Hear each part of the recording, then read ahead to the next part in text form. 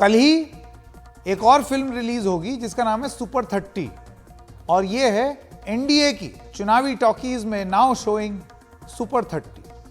कल एनडीए के सुपर 30 भी दिल्ली में अपनी ताकत आजमाएंगे। 20 जुलाई को शुरू हो रहे संसद के मॉनसून सत्र से ठीक पहले यह बैठक सत्ता पक्ष की एकजुटता दिखाने की कोशिश है। खुद प्रधानमंत्री नरेंद्र मोदी एनडीए की इस बैठक में शिरकत करेंगे। एनडीए में पहले से 24 पार्टियां शामिल हैं।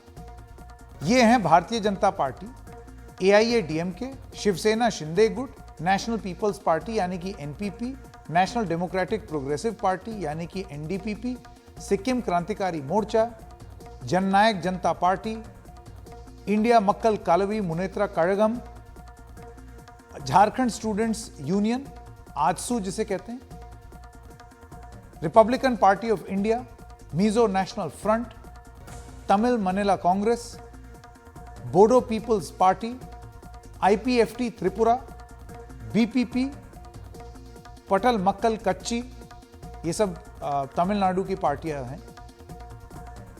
महाराष्ट्रवादी गोमंतक पार्टी जो कि असम की पार्टी है, अपना दल अनुप्रिया पटेल वाला गुट, असम गण परिषद, राष्ट्रीय लोक जनशक्ति पार्टी पशुपति पारस और उसके बाद अब रामविलास गुट जो कि चिराग पासवान का है वो भी अब आधिकारिक रूप से शामिल हो गए हैं।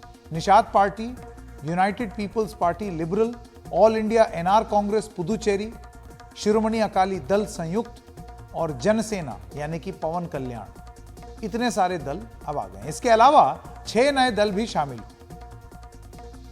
ये होने जा रहे हैं और इसमें है एनसीपी अजीत पवार का गुट, लोक जनशक्ति पार्टी जैसे मैंने आपको बताया चिराग पासवान का गुट, हिंदुस्तानी आवाम मोर्चा यानी कि जितन राम मांझी, उपेंद्र कुशवाहा की पार्टी लोक समता पार्टी, मुकेश साहनी की वीआईपी और ओम प्रकाश राजभर जिन्होंने 2022 का चुनाव अखिलेश यादव के साथ लड़ा गठबंधन में, सुहेल देव भारतीय समाज पार्टी, वो अब एनडीए का हिस्सा बनने जा रही है। बीजेपी अध्यक्ष जेपी नड्डा का दावा है, सुपर 30 हालांकि कहा जा रहा है, लेकिन जेपी नड्डा का दावा है कि 30 नहीं 38 38 पार्टियां हैं हमारे साथ, लेकिन ये बाकी पार्टियां कौन हैं ये अभी नहीं मालूम।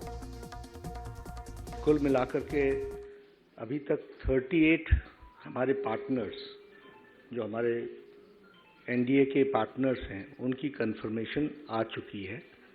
तो 38 पार्टनर्स कल इस मीटिंग में पार्टिसिपेट करेंगे जिनकी कंफर्मेशन आई है। पिछले 9 सालों में एनडीए का जो एक व्याप है वो बढ़ा है, स्कोप भी बढ़ा है। एनडीए में शामिल दलों की अगर बात करें तो भारतीय जनता पार्टी के मुकाबले बाकी सभी दल बहुत ही बौने हैं, बहुत ही छोटे हैं और कुछ दलों की तो संसद में फिलहाल नुमाइंदगी भी नहीं। एनडीए में शामिल इन दलों के साथ भारतीय जनता पार्टी की अगले आम चुनाव की रणनीति कितनी अहम साबित हो सकती है ये बता रहे हैं हमारे वरिष्ठ सहयोगी अखिलेश शर्मा। निश्चित तौर पर एनडीए का इस साल 25 वर्ष पूरा हो चुका है। अटल बिहारी वाजपेयी की अध्यक्षता में एनडीए की स्थापना हुई थी और अब से कुछ दिनों पहले ही पीएम नरेंद्र मोदी ने एक बैठक में कहा भी था, याद दिलाया था पार्टी नेताओं को कि एनडीए के 25 साल पूरे हो गए हैं, सहयोगी दलों के साथ संपर्क होना चाहिए, जो क्षेत्रीय दल उनसे संपर्क साधा जाना चाहिए। और उसी के तहत बीजेपी ने ये योजना बनाई थी कि इस तरह की एक बड़ी बैठक एनडीए की होनी चाहिए और यही कारण है कि कल ये बड़ी बैठक हो रही है। 38 दल इसमें हिस्सा लेंगे।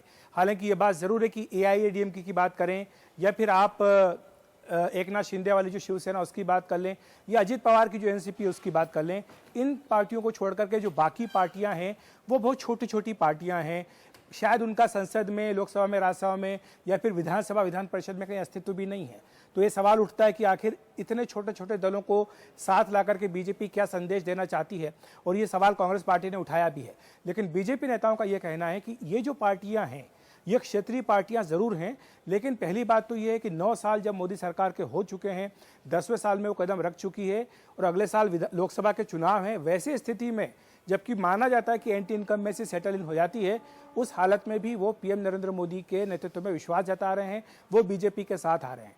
दूसरी बात ये कि ये जो छोटी छोटी पार्टियां हैं ये कई जातियों को भी प्रतिनिधित्व करती हैं और यही कारण है कि जब 2014 के लोकसभा चुनाव से पहले अमित शाह जब पार्टी के महासचिव थे, यूपी के प्रभारी थे, तब उन्होंने इसी तरह की छोटी छोटी पार्टियों से संपर्क साध करके एक बड़ा इंद्रधनुषी गठबंधन उत्तर प्रदेश में तैयार किया था और उसी का असर है कि चाहे 2014 का चुनाव हो, 2017 का हो, 19 का हो या 22 का हो, लगातार 4 चुनाव यूपी में बीजेपी जीत रही है।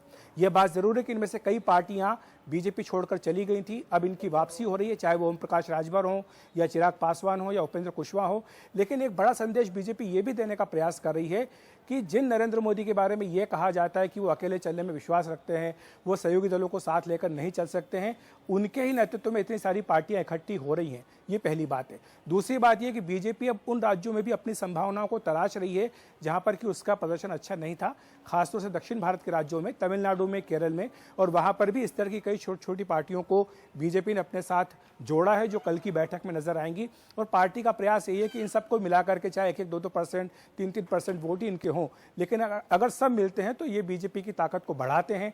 इसी रणनीति के साथ काम किया जा रहा है। और तीसरा सबसे बड़ा जो इसके पीछे एक संदेश देने का प्रयास है वो एक साइकोलॉजिकल, आप कह सकते हैं कि बढ़त लेने की कोशिश है यूपीए प्लस कांग्रेस की जो तमाम पार्टियां उनके ऊपर कि चाहे आपके पास 26 पार्टियां हो लेकिन हमारे पास 38 पार्टियां हैं। तो ये भी देश की जनता को एक बड़ा संदेश देने का प्रयास किया जा रहा है। अब देखिए, ऐसा नहीं है कि विरोधाभास सिर्फ विपक्षी दलों में ही है, एक यहां पर भी है और ऐसे तमाम हैं, और वो इन सब मीटिंग्स में इन सब के बारे में चर्चा होगी। मसलन आप उत्तर प्रदेश का हाल अगर देख लें, यहां पर एसबीएसपी से गठबंधन हुआ ओम प्रकाश राजभर की पार्टी से। ओम प्रकाश राजभर की ही पार्टी में एक विधायक हैं जो कि मुख्तार अंसारी, यानी कि जो डॉन मुख्तार अंसारी हैं, जिनको बीजेपी ने डॉन कहा है, उनके बेटे भी हैं एक विधायक, फिलहाल एक हेट स्पीच के मामले में जेल में बंद हैं। और इन्हीं मुख्तार अंसारी के बेटे अब्बास अंसारी के खिलाफ यूपी चुनाव में जम करके भारतीय जनता पार्टी ने प्रचार किया कि ये हेट स्पीच फैलाने वाला और ये आपराधिक मामला रखने वाला डॉन का बेटा, ये सब तमाम बातें बोली हैं। और उसके बाद अब वो भारतीय जनता पार्टी के घटक दल हो गए। तो फिर क्या ऐसा माना जाएगा कि अब्बास अंसारी के खिलाफ जो मुकदमे हैं वो भी हल्के कर दिए जाएंगे, हटा दिए जाएंगे? क्या वॉशिंग मशीन अब्बास अंसारी के लिए भी चला दी जाएगी क्योंकि चुनावी गठबंधन की मजबूरी कुछ इस तरीके की है? ये सब कुछ सवाल एनडीए से भी हैं जिनके जवाब तलाशने हैं। विपक्षी दलों की बैठक के बाद एनडीए में जो गहमा गहमी है वो क्या रंग दिखाएगी, इस पर भी आइए सुनते हैं राशिद किदवई और संतोष कुमार का विचार। जी देखिए, ये विपक्ष की एक बहुत बड़ी उपलब्धि है कि नरेंद्र मोदी और भाजपा जिनको अपनी ताकत पे बहुत नाज था, या उन्हें लगता था कि मोदी जी एक सब पे भारी है, उन्होंने संसद में भी ऐसी बात खुद कही थी, वो भी अब जो है विपक्ष के देखते देखते वो भी इसी लोगों को साधने में जुड़ गए हैं। आप देखें तो राजभर की पार्टी है, पवन कल्याण की पार्टी है, इस तरह की और जो छोटे मोटे राजनीतिक दल है, दारा सिंह की पार्टी है, तमाम पार्टियों को भाजपा अपनी तरफ करने के प्रयास कर रही है। वो टीडीपी के ऊपर भी राजनीतिक रूप से डोरे डाल रही है। तो उसका एक प्रयास, ये एक खुद अपोजिशन विपक्ष के लिए बहुत बड़ी उपलब्धि है, क्योंकि देखिए अभी तक तो नरेंद्र मोदी और भाजपा जो थे वो एक नैरेटिव सेट करते थे, एजेंडा सेट करते थे। अब उल्टी गंगा बह रही है कि विपक्ष ने नैरेटिव सेट किया कि हम इतने सारे लोगों को ला सके, और उसको देखते देखते भाजपा ने उसमें गणित मतलब संख्या और आंकड़े को जोड़ के बहुत से ऐसे राजनीतिक दल हैं जिसके बारे में बहुत से लोग जानते भी नहीं है, लेकिन उन सबको एक करने की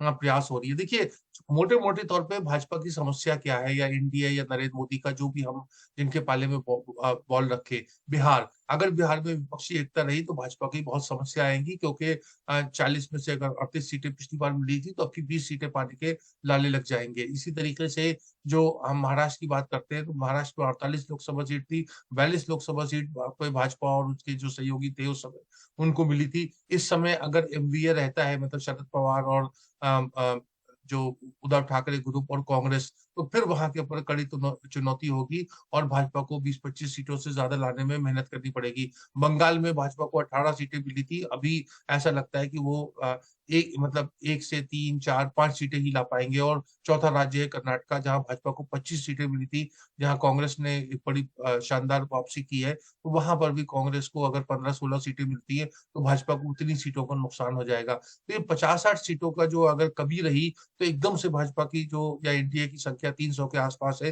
वो घट के जो है वो 240, 235, 230 तक आ सकती है। राजनीति में क्या होता है, परसेप्शन बहुत बड़ी चीज होती है। आपने ये देखा कि विपक्ष ने अपनी एक सुबगाहट शुरू की। अब विपक्ष ने ये बताना शुरू किया कि इस देश में एक ऐसा माहौल है कि हम सभी दल एकजुट होने जा रहे हैं। तो ऐसे में बीजेपी चुपचाप उस पॉलिटिकल एलिगेशन को अपने ऊपर ओढ़ नहीं सकती है। बीजेपी जितनी भी चुनावी आप गणित को देखें, 2014 में 282 सीटें आई थी, उससे पहले एक एनडीए का कुनबा तैयार किया गया था, और उसके बाद भी ऐसा नहीं था कि आपने 282 सीटें आने के बाद आपने एनडीए के जो छोटे दल थे उनको आपने बाहर कर दिया था। ऐसा नहीं बिल्कुल हुआ था। रामविलास पासवान जी मंत्री थे, तमाम एनडीए के घटक उसमें मंत्री बनाए गए थे और अच्छे पोर्टफोलियो के साथ बनाए गए थे। तो बीजेपी हमेशा एक सोशल इंजीनियरिंग की जो मैं बात करता हूँ, अभी राजभर को लेकर के आप आए, या फिर अन्य पार्टी जो आ रही हैं, चाहे बिहार में जीतन राम मांझी है, उपेंद्र कुशवाहा जो पहले एनडीए से चले गए थे फिर लौट के आए हैं। तो ये एक प्रकार से सोशल इंजीनियरिंग है जिसको बीजेपी एक तरीके से साधती है, उसको बना करके चलती है। लेकिन जब सीटों का मामला आएगा तो आप देखेंगे कि वो उनका जो एरिया होगा उसके आधार पे बीजेपी सीटें देती है। तो बड़ा सवाल ये है कि अगर ये विश्लेषण एनडीए के लिए है तो फिर क्या विपक्ष के लोग भी इस तरीके का एक न्यूनतम साझा कार्यक्रम नहीं बना सकते? ये तय नहीं कर सकते कि हम किस तरीके से चुनाव लड़ेंगे? इसी तरीके से एक वर्किंग ग्रुप बनाने की बात क्या वहां नहीं हो रही? तो ये विरोधाभास एक जगह है तो दूसरी जगह क्यों है?